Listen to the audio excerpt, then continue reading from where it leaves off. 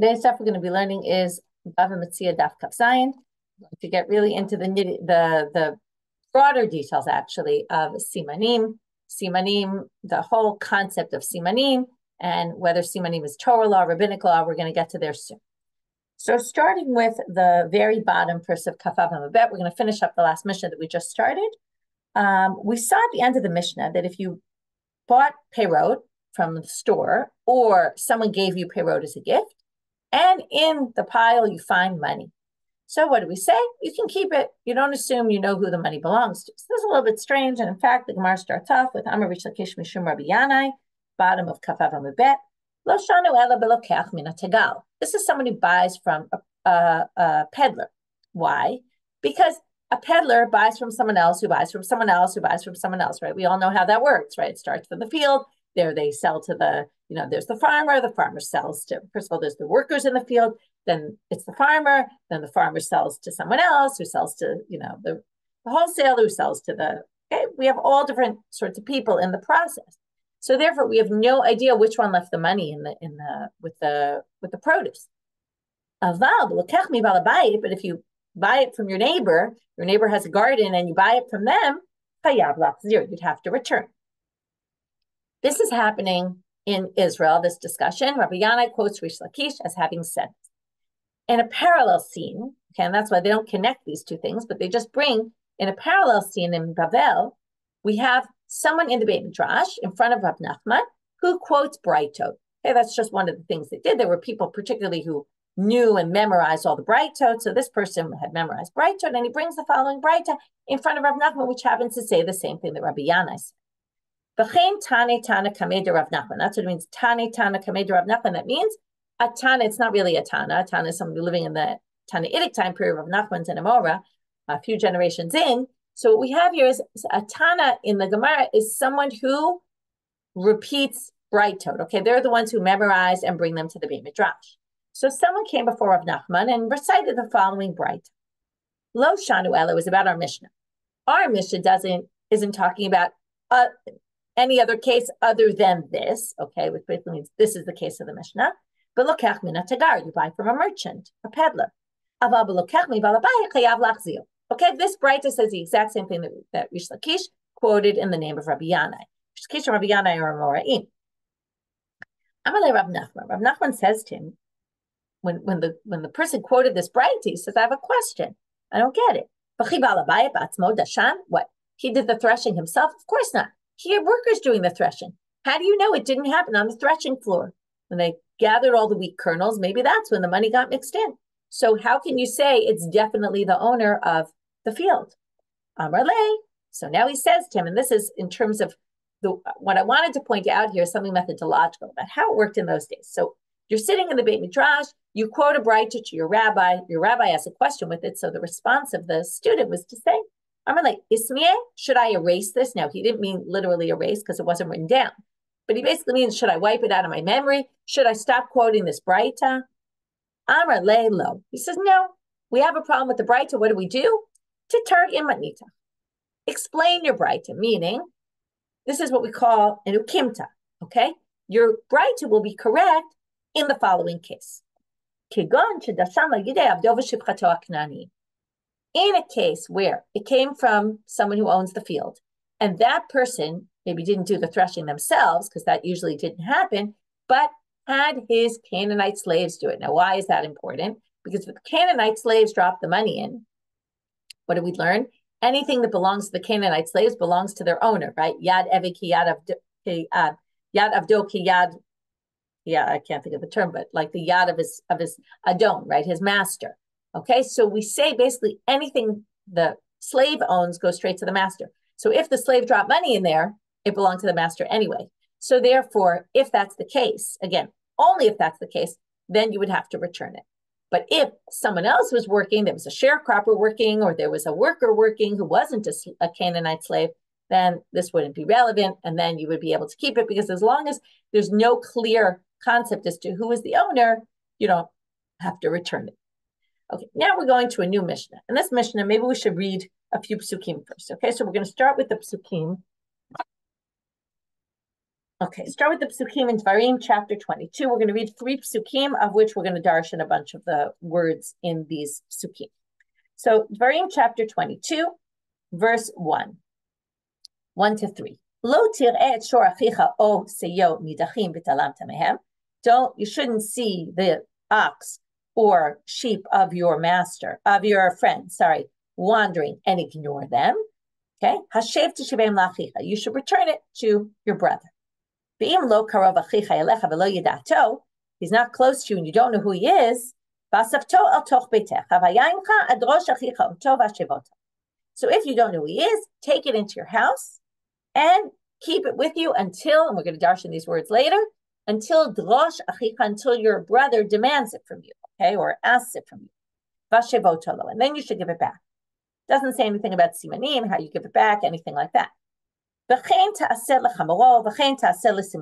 it mentioned shor and se before. Now it goes to, and thus you should do also, by the way, we should mention, also if it's a donkey, not just a shor or se, also if it's a simla, if it's a dress, clothing. Now we get to a general term. You might be familiar with these kind of psukim. We saw them a lot in Bava Kamma. This is what you should do for any lost item of your brother. Asher tova mimenu umetzata. These words we're going to darshan as well. That is lost from him and is found and it is found. Lo tuchal litalem, you cannot ignore this. Okay. So now we're going to start darshaning. The Mishna starts with a drasha only on the simla. Later, the Gemara is going to bring drashot on the shor, the se, the chamor. But the Mishnah, for whatever reason, doesn't do that, even though usually we have these tannaitic sources that do it. In our case, it's going to be the Gemara. So after simla, simla was part of the general, right? It's just another item like anything else. We're going to see what we mean bichlal kol elu. Within what word was simla captured, right? Had it not been said explicitly, you would have known anyway. It was inside. But lama yatzat. So why was it specified? Yatzat means go out, but it means why was it separated from the general rule? Okay, I'll already tell you just so it makes sense. But it said l'chol avedat achicha, right? The Gemara is going to say that, but the klal was anything lost by your brother, right? Which doesn't mean brother, it means, right, your fellow Jew. So the point is, why did you have to specify it? Lahakish eleha, and this is a drasha, we're very familiar with the style of drashot. Lahakish eleha, it's to teach you that there's something true for the simla that we're going to learn from here to everything else. Lomar lecha, ma simla miyuchedet sheyesh la simanim veyesh la tovim. What typifies a dress? Number one, it has identifiable markings. Okay, nowadays you can go and we can all buy the same dress in the same store. But even then, most of us have different clothing. And in the days where they made their own clothing, all the more so, no two dresses look exactly identical. And therefore, there were ways to identify it. And yesh la tovim, and people want it back, as opposed to yeyush, right? Once the owner says, oh, I don't want this back anymore. But a dress, people want their clothing back. So those are two things that typify a simla. So these are, by the way, of the two most basic laws that we've been learning.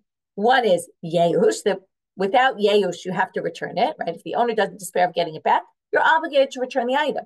Number two, how are you going to return it? With simanim. By the way, this would indicate that simanim is a Torah law. And we're going to get back to this because that's going to be a huge debate on today's daf. Is simanim a Torah law or not? And if you say simanim is not a Torah law, so what do you do with the source? The source seems pretty clear. We learned it from the Torah. But we'll get back there later. My bichlal kol elu. So the Gemara starts off with this question, what is bichlal kol elu, which I already told you. In other words, where was simla included, in which words? Right, it obviously wasn't included in the chamor, the shul, the se, right, which are all animals. Amarava bichlal kol avedat achicha. When it says any aved of your fellow Jew, that was included. Rava says, okay, well, that was very nice. You explain why simla is mentioned. But lamali lekatav rachmana shul, chamor, se, v'simla. Why do we need all four of them? So, we need them all four. Why? If you just had simla, which taught you yeyush and, right, that until yeyush, you have to return it, and has to be something with simanim, that has identifiable markings, you might have thought that's only if you have witnesses, either witnesses testifying that we know this dress belongs to this woman, or simanim about the dress. This dress has red buttons on it and they're sewed a little bit off, they're not exactly straight, or some sort of identifying mark. But chamor be'edim de'ukaf simanim de'ukaf. But when it comes to a donkey, I'm not a big, I don't know a lot about animals. So if you showed me one donkey and another donkey, I would not know the difference between them. And the assumption here is that the average person doesn't know the difference between one donkey and the other, even though I'm sure that people who deal with animals would be able to identify one donkey over the other. But the assumption here is perhaps people had lots of donkeys and they wouldn't necessarily identify which donkey was theirs. But what would they be able to identify? The ukaf, the saddle. That is unique because each donkey has a somewhat different saddle. But that's a siman of something that's not the actual object that you're missing. You're missing the animal. That's what got lost. As with the dress, you have simanim, or witnesses who can testify. We're going to all of a sudden bring in this concept of witnesses today, which we haven't had until now. But witnesses are just a basic. Obviously, if you have witnesses that it's your lost item, then you can demand the item back. The question is, right, what if if you don't have witnesses, which most cases people don't have witnesses. So here, from chamor, if you didn't have chamor, you would have thought maybe you can't get it back by identifying the saddle. Perhaps that's not a good siman. Emaloma hadran, because it's not an identifiable feature of the object itself. It's something that's on the object. And therefore, katav rachmana chamor, dafilu chamor b'simaneh ukaf. That's why I told you chamor, to understand that you can get a donkey back by identifying the saddle. We're going to come back to this topic later on the second part of today's daf. What could be an issue perhaps with a donkey's saddle? Why it might not necessarily be yours, and why anyway we let you have it back. Shor said the katav rachman alamali. So we're still left now with shor and said. Why they start with simla and chamor? Because remember, simla and chamor are in the same pasuk together. Simla we started with because the Mishna started with it. Once we did that, we dealt with the same pasuk, which said chamor. Now we're going to go back to the first pasuk. That was all in pasuk gimel, the third pasuk. Now we're going back to the first pasuk where we're talking about shor and se. Shor the afilu legizatz navo. If you took someone's lost item into your house and you were waiting to find them, and you cut off hairs from their tail. Now, people use it to make a bag, to make something. So if you did that, it's not the most important item of the animal, but if you cut it off and then you find the person, you have to even return that. That's what shor is teaching you. And se legizotav. Well, se is obviously teaching you, right? The sheep, what do you do with them? You shear them. So the shearings of the sheep. Now, you might think about this, right? Which the Gemara is going to ask. Well, that doesn't make any sense that we need two drashot for that. Which is a more obvious one? The sheep. Which is less obvious, the hairs on the tail of the ox. So if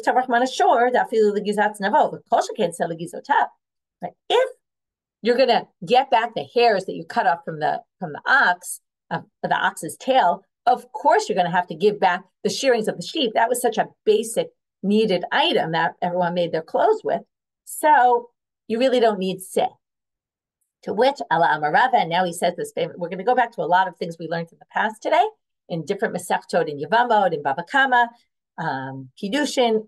Anyway, Rava says here, Chamor dibor le Rabbi Yehuda. This is from Bava Kamma. V'seh da'aveda l'divrei hakol kasha. Well, according to Rabbi Yehuda, let's go to our issue first. The set of aveda, according to everybody. Okay, the reason he's saying according to everybody is because with the board, it's only going to be according to one opinion. Actually has no purpose. Okay, we don't know what to do with the word set. It seems unnecessary. Okay, and that is just a point. And we made the same point about Kamma when we talked about the boar. Because if you remember, when it talks about a boar falling into a pit, it says chamor, shor, or chamor. And the drasha is shor velo adam, chamor velo kelim. Right? That you're not liable if a person falls into a pit, and you're not liable if a vessel falls into a pit. Now, Rabbi Yehuda thinks you are liable for vessels that get broken in the pit that you dug. And according to him, the chamor is not necessarily for anything. The chamor excluded kelim. He didn't exclude kelim. And we really have no purpose for chamor, according to Rabbi Yehuda. So this is basically making a statement, a very interesting statement, that while we like to darshan every word in the Torah, once in a while we hit a wall. And when it comes to the sev aveda, it's nice that they connect it to this other case. And Rabbi Yehuda with the boar, the chamor in the boar pasuk, is also, we don't really have an explanation. The Ema, now the Gemara tries to say, wait, maybe we do have a purpose for se. Maybe se could be including afilu liglalim hudata. It sounds a little disgusting, but perhaps the dung you have to return. Now, you might say, why on earth would you return it? But dung was used for fertilizer. So maybe the dung of that animal, can you imagine, right? You're watching this animal, you have to collect all the dung in order to return it to the owner. Well, galalim afkore mefkalu. In other words, maybe says including that, and then they say yeah. Because galalim, even though people do use it as fertilizer, usually people just dump it, and the owner is not expecting it for you to give the dung back. Dilma, and obviously it all depends on what the owner wants, remember? Because there's yeush, basically. The owner was not mityesh from didn't despair of getting their animal back, but did despair of getting the dung back. That's not something they wanted, in which case you don't have to return. The Dilma, well, maybe it's coming with simanim hudata. As I said before, we're going to get to this question, is simanim by Torah law or by rabbinic law? Maybe this extra word, we learned this many times, if there's an extra word, it could be coming to teach you some other halakha, even if it's not necessarily directly connected. So maybe set is coming to teach you that you can get items back. In other words, again, you have to return an item for what if it has simanim, and maybe that's what we're learning from the word set. Dibayalan, because we know there's a question about this. Simanim derived or Rabbanit, and maybe katarachman set to teach you that fila b'simanim hadrinan. We're going to get later to the whole issue of what's the problem with giving back simanim. Why do you need a whole to say whether it's Torah law or rabbinic law and what the relevance would be? But anyway, we'll get there later. So even the simanim, maybe that's what that word is there for. The simanim derived, and then we know that simanim is a Torah law. To which they answer, you can't say that says coming to teach you that, because Amre, the Tana already taught us simanim from Gabe Simla. It was already included in the Simla word. That's what we said. What did it say in our Mishnah? Right?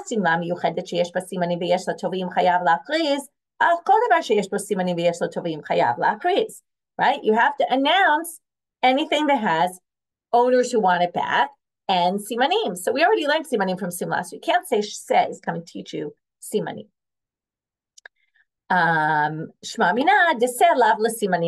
So from there you can infer that says not coming to teach you simanim. Tanu Rabbanan. Now we're going to continue. So there were our 4 drashot, which really ended up as 3, because we really didn't have a drasha for set. And again, this is a little different because it's not drashot from tannaitic sources. It's Amoraim making their own drashot on this, which is interesting because the last time we saw this, it was in midrashay halakha, which basically darshan words in the Torah to get to halakha. In this case, the only one that we see in the tannaitic sources is the simla, which is found in our Mishna. Now we're going to have another drasha here. And this is a tannaitic debate. It's a drasha from our pasuk. Asher tanu Rabbanan. So here starts a braita. Asher tovad. It said that gets lost. And the next words were and from him, mimenu, umitzata, and it's found by someone. Asher tovad, when it gets lost, right? That gets lost. Pruta. Here we're going to get back to kiddushin. Remember, kiddushin has to be done a betrothal with something that's worth a pruta. It's not worth a pruta, it doesn't have significance. Likewise with a lost object. If you find a really cheap, right, what like those little Kinder toys or something, right, that aren't really worth anything, you don't have to return it. It's not worth it. Where do you get that from? Well, that is lost. What does it mean that is lost? Well, the lost item has to have value. It's not valued in anything. We don't care. Rabbi Yehuda learns it from a different pasuk, well, a different word. Omer, umitzata, and you find it. Finding it means you have to find something of value. So now the obvious question might be, now what's the difference if you learn this halakha from asher tovad, from the losing of it, or the finding of it? So we're going to have 2 answers to this question. Am Rabbi, there's really no relevance, practical relevance. It's just a matter of which word we learn it from. Okay, it's just a matter of where they learned it from. There's no practical relevant difference. But now they say, wait, we're now going to have a ping pong between the 2 of them. If you learn it from asher tovad, what are you going to do with umitzata? So we have a different drasha from umitzata, and then we're going to have to say, well, what is the other one? Where does he learn this drasha from if he doesn't have mitzata free for this? But first, the one who learns from asher tovad, what does he do with mitzata? For what Rabbi Yannai says, the Amar Rabbi Yannai, umitzata de'ate liyade mash. Okay, umitzata means it sounds like it already got to your hands. Just 1 second, I want to see where this is. Right, okay. So now we have this idea. You might have thought, the pasuk talks about achicha. If you notice, right, it said achicha, your brother, your brother, your brother, which basically means your fellow Jew, not a Gentile. Now, there was a whole thing about a Gentile. Maybe a Gentile, you don't have to pick it up. But if you already picked it up, you might actually have to return it. So they learn from here, umitzata, that umitzata means you found it, meaning it already got into your hands, not just that you found it, but you already picked it up. And then the pasuk tells you, your brother, though, only to your fellow Jew, you have to return it to a Gentile. Even if you picked it up, you don't have to return it. Okay, because you might have thought it only means you don't have to pick it up to return to a Gentile. You can ignore it, like this, lo tuchal litalem is only for a Jew. But if you already picked it up and and the owner's a Gentile, maybe you have to return it to him. And no, even if you picked it up, you don't have to return it to a Gentile. That's what he learns from umitzata. So, now back to the other person. If you learn from umitzata, what do you do with asher tovat? He needs it for this other drasha. We also saw before, the river takes it away. How do you know you can take it? Which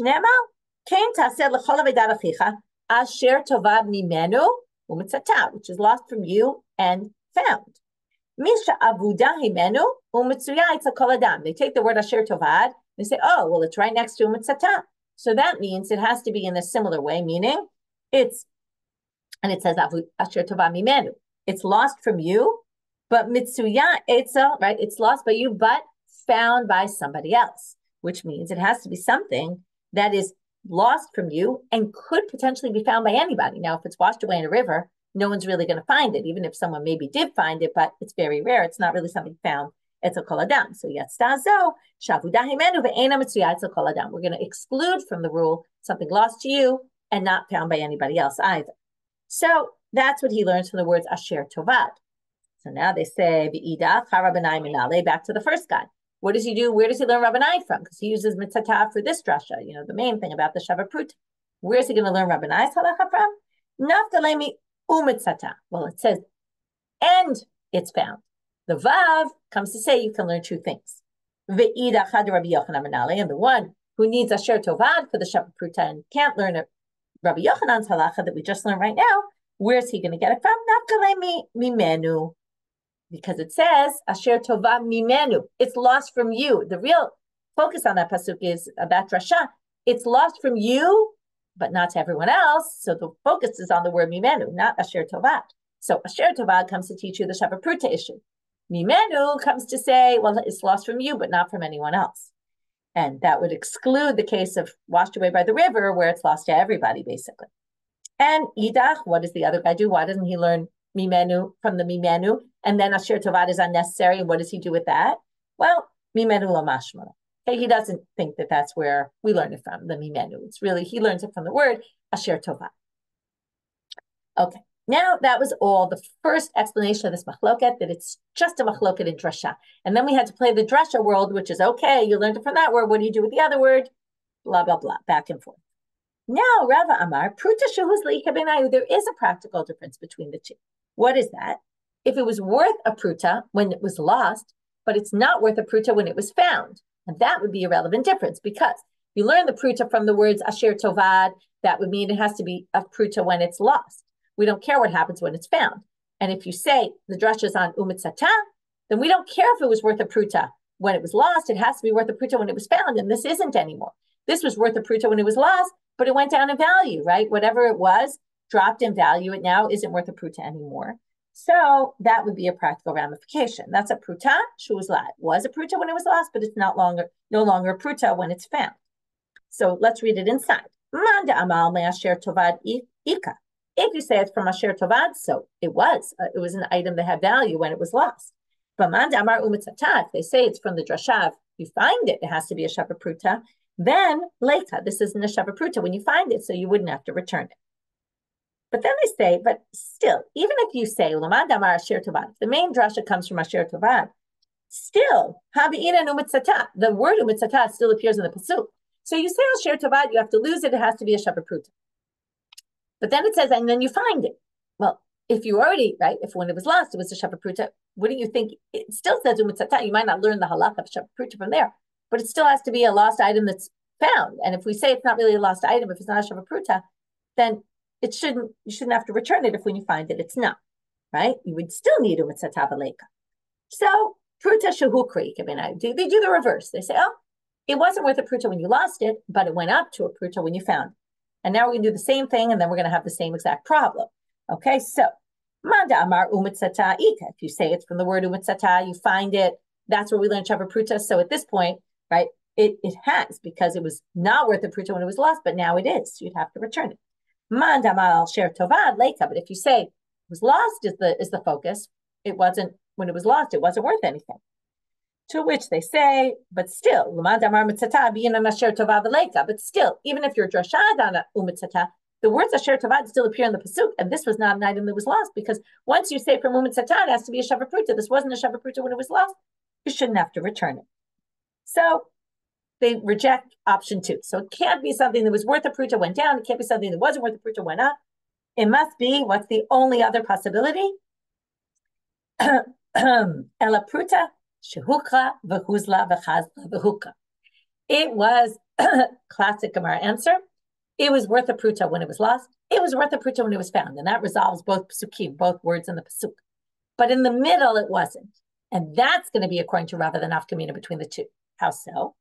Well, mandamar asher tovad ika. If the whole focus is when it's lost, so it's fine, because when it was lost, it was a pruta.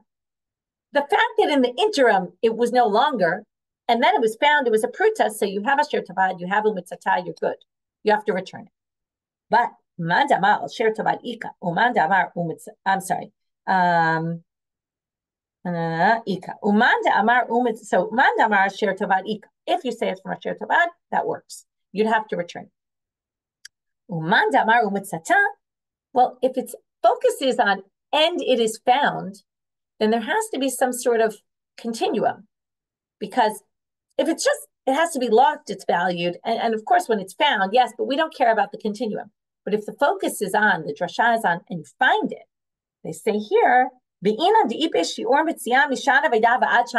has to be that from the moment it was lost until the moment it was found, it was a shavar pruta. And this wasn't. So you wouldn't actually have to return this item if you darshaned it from umitzata, okay, which was Rabbi Yehuda. So according to Rava, whether you accept it or not, right, Rava thinks there is this one practical difference between them. Again, it would be a bit of a rare case, although prices do fluctuate, but okay. Now we get to our big question. Simanim deoraita o derived. Is simanim a Torah law? The fact that I can get my item back by providing simanim, is that a Torah law or a rabbinic law? The whole problem with simanim is, first of all, it could be being dishonest. It could be someone else could bring simanim, right? Just because I know simanim, it could be someone else knows simanim for this. Maybe they know my ring and they know I lost it, and then they hear you're announcing a ring is lost, and then they describe my ring exactly, and they could get my item back. So it's a big deal, this whole simanim halakha. So my nafkamina, what's the difference whether we say it's Torah or rabbinic? Turning now to Amabeh. Very important ramification. La duhe get isha b'simanim. If we have a lost get of a woman, can we return it with simanim? Because what? Remember, what are the ramifications of get? Ramifications, if this woman can prove she has a get, she can go get remarried. But if she's not, if it's not really her get, she got it b'simanim, but maybe the husband wrote the get, she saw the get, she knew exactly what it looked like, she was able to identify it with simanim, but he never actually gave it to her, then we're going to permit a married woman to go and be married to somebody else. That's a big problem. So, if you say, simanim is a Torah law, then we're good. Because we're basically saying the Torah law says, simanim basically means you give simanim, it's yours, on a Torah level. It's fine. Because then she'll go get remarried, and that's fine. By Torah law, she can get remarried.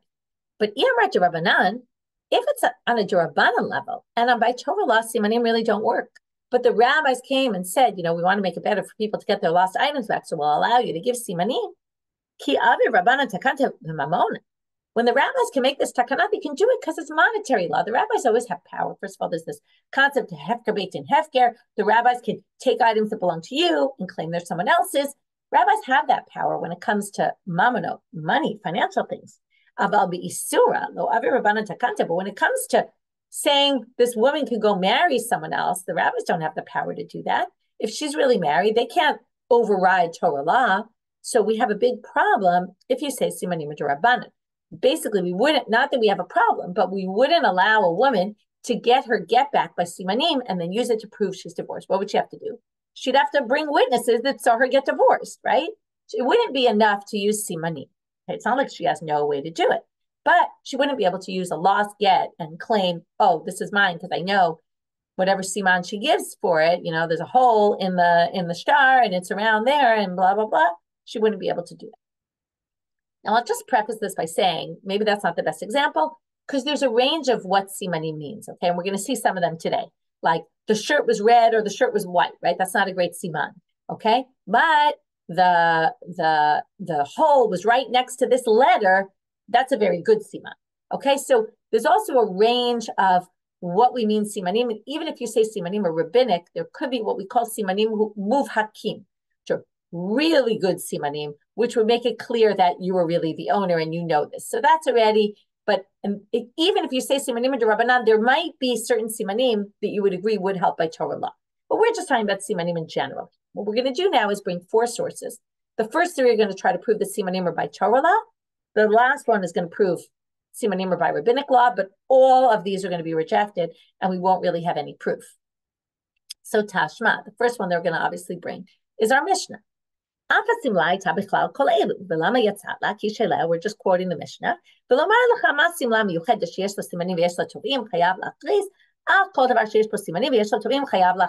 other words, Simla teaches you if there's simanim, you return it with simanim. Isn't that a Torah law? It's darshan from a pasuk in the Torah. Well, they say not necessarily.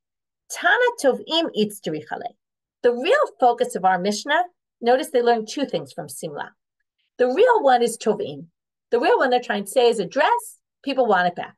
As opposed to, right, they didn't despair of getting it back. And that teaches you the law of Yeush. But simanim kedei nas, but once they mention that, which is the main thing you learn from Simla, they also added in the simanim. But that could just be rabbinic law, and they just added it into this drasha as a secondary thing. And it doesn't necessarily prove, again, it could, it doesn't necessarily prove that simanim are by Torah law. Source 2. Tashma, chamor b'simanei ukaf. You can return a chamor by giving signs of the saddle. Okay? So there you see, simanim is by Torah law. Otherwise, how could you get it back with simanim? Because you learned it again from chamor, according to this braita. Ema be'edei ukaf. No, that's not necessarily simanim. What does it mean, simanei ukaf? It could be you bring witnesses that testify that this saddle is yours. Not necessarily that you yourself come forward and say, oh, this saddle is mine and here are the simanim. No, you have witnesses who bring the simanim, and then that's different. That's witnesses, right? The whole problem is we're worried that maybe you're lying. Maybe it's not really yours and you just know what the saddle looks like. But if you have 2 witnesses, nothing's better in court than 2 witnesses. So, right, it's only you were worried about that you're lying about your item to get it back. Maybe it's not really yours. Maybe it's your friends and you just know simanim. So you could say, again, it's not clear, but the simanim discussed here are simanim that are provided by witnesses. Tashma, 3rd source. Saw this pasuk before. You keep the item in your possession until your brother asks for it from you, right? Until the person who lost it comes to claim it. That's a bit of a weird thing to say. It's pretty obvious. What, I'm going to give it back to you before you even ask for it? I don't even know who you are. So of course I'm going to give it back to you only when you ask for it. Ella, so they take this word drosh, and what do they say? They darshan. It's funny, right? The same root as lidrosh to darshan. But they say, Ella darshehu im ramayhu o eno ramay. You have to check into him to see if he's lying or not. Okay, when someone goes to claim a lost item, you have to say, is this person lying or are they not? Now, how would you determine if they're lying or not, right? I announce I found a ring, and you come forward and say, oh, I have a ring, right? I lost a ring. So now I have to make sure you're not a ramai. How am I going to do that? If not, my lab is simanim. Is it not simanim, right? In other words, I have to quiz you and grill you and say, well, what did it look like? Did it have a scratch on it? Ask you all sorts of questions. That's simanim. And what do you see here? It's learned from Torah law, from the words darshehu, right? To which the Gemara says, no. Darshehu and ramai olo could be be'edim. Maybe I have to bring edim. You claim, now if you remember, this could mean a bunch of things, but it could be I have to bring edim to prove that you're an honest person, okay? Or perhaps I could bring edim to say that you're a talmid chacham. We learned that a talmid chacham could get their items back by just looking at it. By the way, I should mention now, went up yesterday, Rabbanit Yafi Climbers Shiur on B'machshava Shniya on our site about specifically the lying and is it okay to lie sometimes, with the whole thing we learned about the Talmidei Chachamim. So now, right, that was on Daf Kaf Gimel Kaf Dalet. So now we say the following. It could be you need Eidim to vouch for you, and that's what it means. Either to vouch for you that you're a Talmid Chacham, and then you can just look at it and say, oh, this is mine, or vouch for you that you're an honest person, and then when you ask for things. So simanim in and of themselves, by themselves, aren't necessarily what we're talking about here. Tashma, fourth source, and here's our first attempt to say it's actually rabbinic. Ein mi'idim, okay, now we're going to something very interesting, which is identifying, okay, this is something we saw in Yavama. If a woman wants to get remarried, her husband is lost, and we're trying to identify was her husband killed or not. So if we have witnesses that come and testify that we saw a body and we identified it as this person, ein mi'idim ela, how do we identify dead bodies? This is unfortunately a very relevant topic these days about how to identify people. So ein mi'idim ela al pertzuf hapanim im achotem. They have to have seen the face with the nose. So, even though there might be simanim on the body or on his clothes, okay? So now, and this is again to allow a woman to remarry. So we're talking about identifying a dead body of a man in order to allow his wife to remarry, which would be, if it is right, this would have to be Torah law. So now they're going to say the following. Shmami, now what do we learn from here? Why did the simanim on the body or on the kelim not work and only the face? Shmami na simanim lav doraita. Must be simanim are not by Torah law. Otherwise, if they were by Torah law, we would allow simanim on the body or on the clothing. So they say, no, that's not true. The reason why this doesn't work isn't because simanim are derived. You could say simanim are doraita, but what? When they said simanim on the body, what did they mean? De'arich gufo, de'arich bagutz. They said he was short, he was tall. Okay, that's not a very, and this is why I said there's a scale, there's a range. This doesn't even count as a siman, right? If they say, oh yeah, this guy's short, and the guy we think this was short, clearly not an identifying feature. Kelav, if you can identify these are his clothes, that also doesn't mean anything. Maybe he lent his clothes to somebody else, someone else is wearing his clothes, right? This is common that this kind of thing happens, where they identify by clothing, and it turns out it's not the clothing right? It's someone else's, like it could be someone else took the clothing. It's not a good identifying feature. So now they say, okay, so that basically was the way we resolved this source. And we said this source doesn't say simanim or but the simanim they're talking about are not really identifiable features. Now they say, wait, if you're worried about borrowing, this raises a whole question to something that we talked about before. How could you return then a donkey with a saddle? Okay, now donkeys don't borrow saddles from their friends, but the owner might put on the saddle of one donkey on a different donkey. So they say they must not, otherwise this wouldn't work. People don't borrow saddles from other people and use them on their donkeys. Because it'll scratch the saddles were made specifically for those donkeys. If you use the wrong saddle, it could hurt the donkey. Whether that's true or not is a good question, but that's how they're resolving this. Or a different way to resolve it. Maybe it doesn't mean we identify these clothes and this shirt I know belonged to this person, but when they said they gave a siman of kelav, they said, oh yeah, we know he was wearing it was white or red. We know when he left he was wearing a white shirt, now he's still wearing a white shirt. Okay, that's really not an identifiable mark, right? Lots of people wear white shirts or red shirts. And but here's a braita. Here's another problem. If you say that we're worried about borrowing, here's another case with a get. You find a get. A shaliach went to give a get, and then he loses the get. And on the way he loses it, and then he finds it later, could be years later or a long time later, he finds it tied in his keys, in his money bag, or his wallet, or in a signet ring. Or he finds it among his stuff. Even if a long time has passed, it's okay. Now, if you're worried that people borrow things, maybe someone else borrowed it and someone else put their get in his item, in his money bag. To which they answer again, just like they did with the Yukaf. Amrei kis varnaki v'taba lo mishale inashi. People don't lend those things out. And now we're going to see why. Kis varnaki mishum de mesamne. That's superstitious. It's a bad sign. If you lend out your money bag, Rashi says it's a sign that a person who lends out his stuff is basically selling his luck. Okay, that's a superstition that people believed in.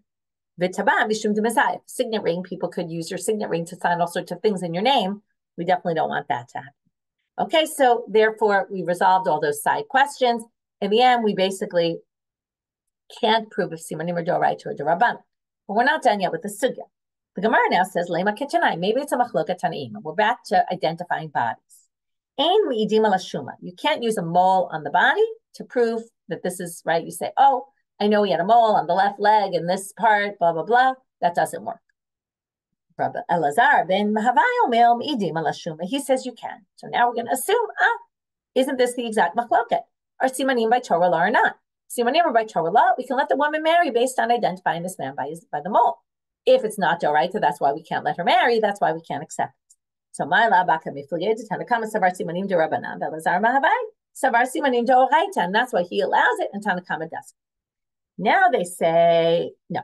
We're going to have three possible reasons for this machloket that have nothing to do with simanim or doraita or Rabbanan. I'm a rabbi. Simanim doraita. You could say they all think simanim or doraita. It's just this is not a good siman according to one of them. Why? Another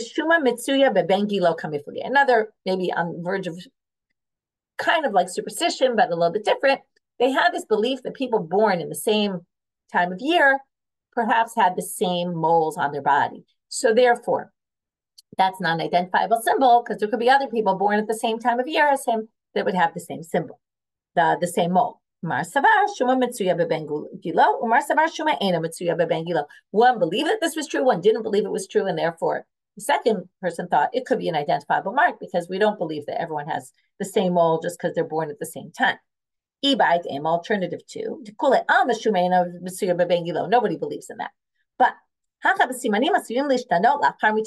this sounds familiar, it's because we learned all this in Yavam, that the mole changes after death. So you can't use it as an identifiable feature because it changes. It doesn't look the same anymore. So if you see something that you remember happening, being there when a person was alive, that's not necessarily the same thing because it's not going to look the same. So you can't use it. And the other person holds, Elazar ben Mahavai says, no, they don't change after death. So it would be an identifiable mark.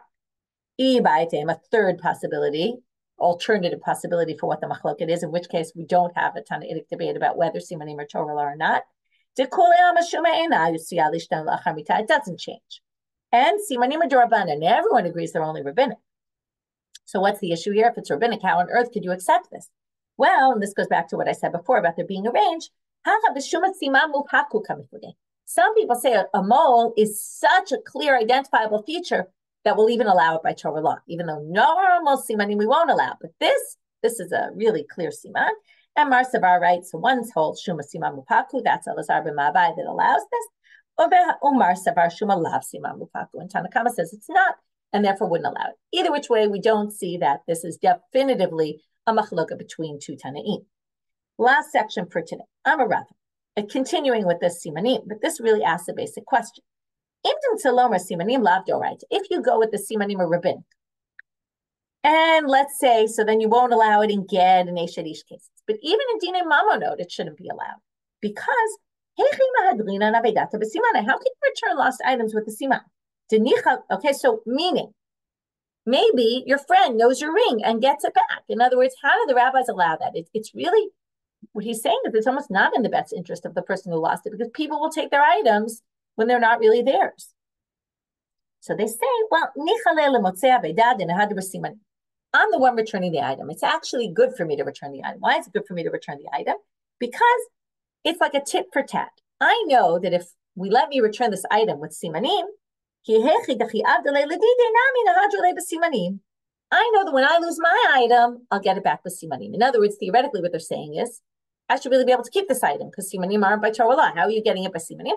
Well, it's actually in my best interest because, yes, it's true I'm going to lose this item, but I want it to be able to work when I have a lost item that I'll have a way to get it back. To which the Rav Safra says, Rav Safra the Rava Still, that doesn't work at all because I'm not the main person here. You're the main person. You might lose your item if we allow simanim. So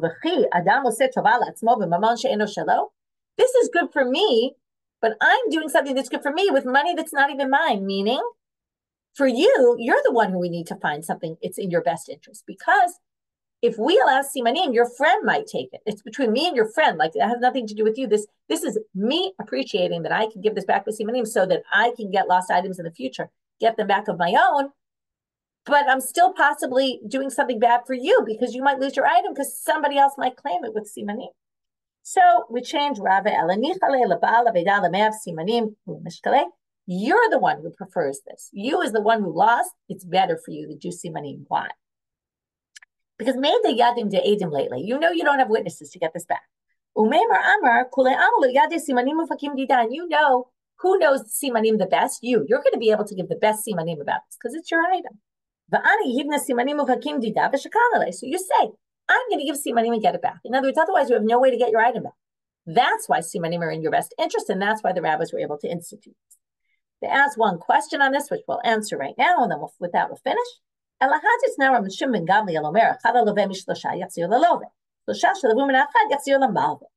So remember this case from Shimon Gamliel said if there's 3 documents together that are all with the name of one lender or all in the name of one borrower, we return the ones with the lender's name on all 3 to the lender.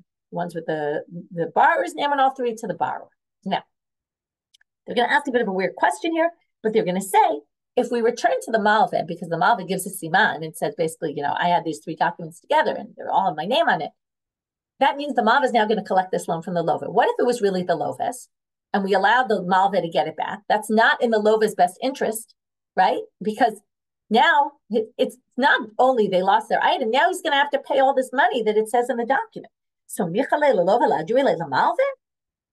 so how could we return this to the malveh? It's definitely not in the best interest if it happened to be that it belongs to the loveh. It's a bit of a strange question. The Gemara rejects the question immediately because the Gemara says, what are you talking about? There was a unique reason. This isn't just a regular Aveda case. Amalei hatam svarahu.